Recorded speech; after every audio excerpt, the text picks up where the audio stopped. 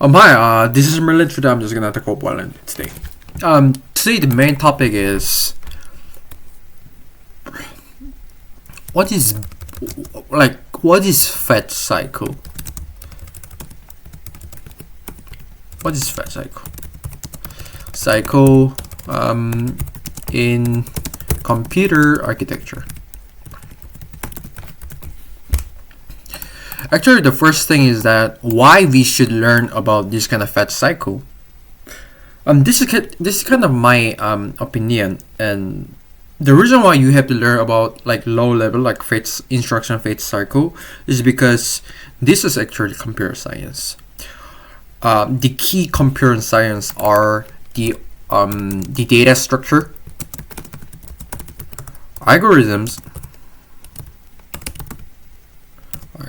algorithm, and what else? Operating system and computer architecture and computer network. I think there's more, but I think this is the fundamental thing. Basically the data structure and algorithm. You can just learn. It's just really easy. You just not easy, but you just can learn by making stuff of solving the problem. But the problem is that operating system and computer architecture. The computer network, you can just look at the HTTP request based on your application, and you can learn about like doing stuff. But the I think the most hard part is operating system and computer architecture, because I'm a software engineer, so I try to make stuff and I'm trying to learn it. If I really want to learn it, I make stuff rather than just memorizing those kind of thing. Rather than read books and books, I just make stuff or read research paper and do it. And when I'm trying to make operating system, and that was really hard. What do you mean hard? The operating system, the kernel, and the process to boot to the operating system requires some kind of basic knowledge of the computer architecture, because before the operating system software, there is a bootloader. Bootloader is the software that boots your computer. It just defines it just has the location of your operating system current image, and it sends to your RAM and it executes it. And in this bootloader is the software that they are not rely on the operating system, because it is the previous software of operating system. So that communicates with this software, communicates with the hardware directly, and you should know about computer architecture to learn those stuff. And also the operating system, what I believe of operating system is it's just the abstraction of your computer architecture of it, because computer architecture, there's no parallel or concurrency of it. To make this concurrency, you should make operating system of like process and thread all those kind of things and schedule it.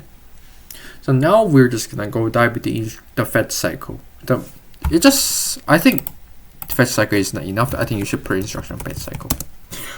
The question is, what is instructions? Instruction is it's just the commands that you tell your CPU or your computer to do stuff. Instructions, it's just the collection of your assembly. Not collection, it's just the assembly, but with some kind of the logic with one line. What I believe of this kind of thing. So example, you have some kind of like bunch of assembly code. Move EAX3, those kind of thing. When it goes like, so when this assembly is really long enough, like 20 lines of it, the CPU won't really to read this instructions. It doesn't execute the same time because there is no kind of like doing same time concurrency in the CPU without using operating system. And even the operating system, there's no really concurrency thing. There's no really doing at the same time. Doing at the same time is like the abstraction, the term that we just defined. There is no same time in this word. There should be milliseconds of it. So even operating system to just make it fast, it just looks like concurrency.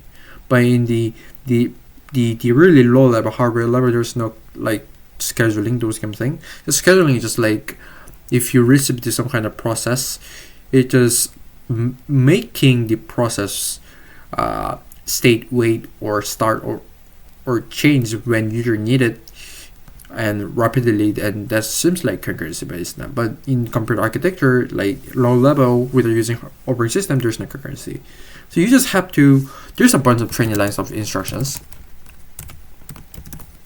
So you just have, you really have to put into memory, because you cannot execute and fetch, you cannot execute training lines in just one exact time. You just put the instructions, but like this. So that's gonna be instruction 1, 2, 3, 4, 5, 6, 7, 8, 9, 10, blah blah blah. So that's gonna lead it endian.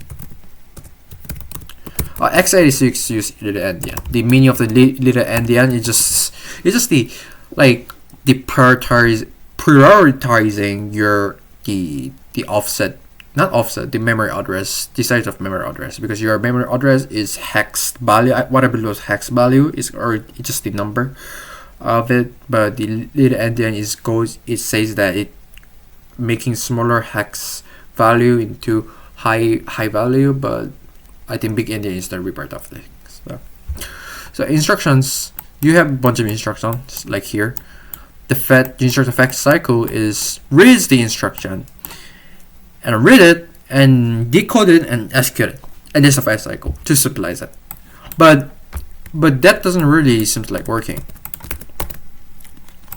The x86 there's like BIU, bus interface unit, and EU, which is execution unit.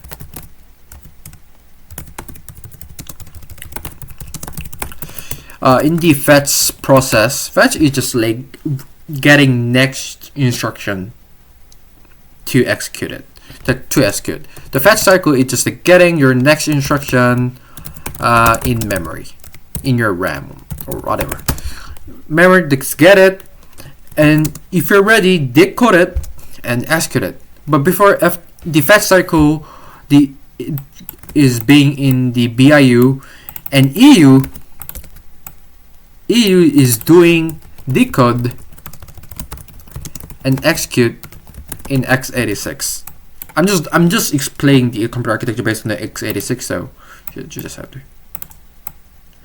So decode is just like decode your instruction, because it's already compressed and it's already converted to bits. So you have to with bytes. So you have to convert it into the real instruction, and then you have to execute it. And I think the core thing of, not core thing, it's just a little bit important thing about the thing is that when you're doing the fetch thing, the decode and execute is being idle. So you have to like use this use this stuff to maximize the performance. So we put our we put our fetched instructions in the prefetch queue. It's just a queue, but it's just a queue of it. So after you fetch it, you put it into prefetch queue, and after that the EU execution unit reads the fetched instructions, and it decode and execute it. And that's the kind of process of it. This process is kind of important concept, because this also implies that even the data structure are being used in the lower level, example queue of it.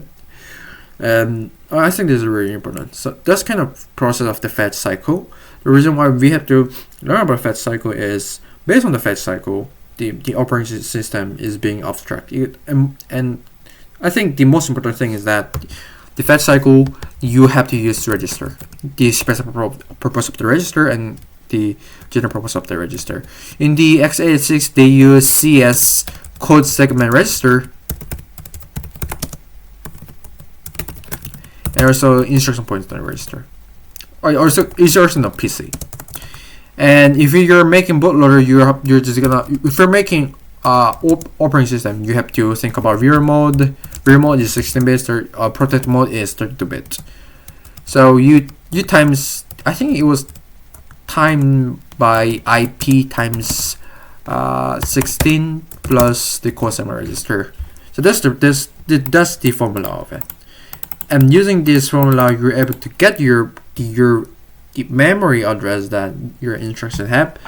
And when you receive it, after you receive it, you should increase the PC, because based on that, it's just gonna increase, because we just stored our instruction in the memory to the little endian, and you just have to increase the program counter to up to the bottom to up, because and this recipe just going up.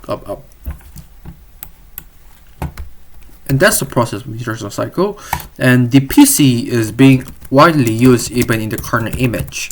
The program counter example, the PCB process control block also gets the data of the PC, the program counter. So this is really important, because process in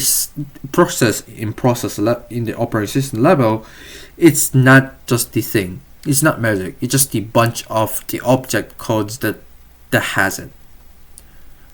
So it has to work. It's sort of similarly works as instructions. So you just have to go send the code to the RAM. So this is it. Have a nice day. See you next time. Bye bye.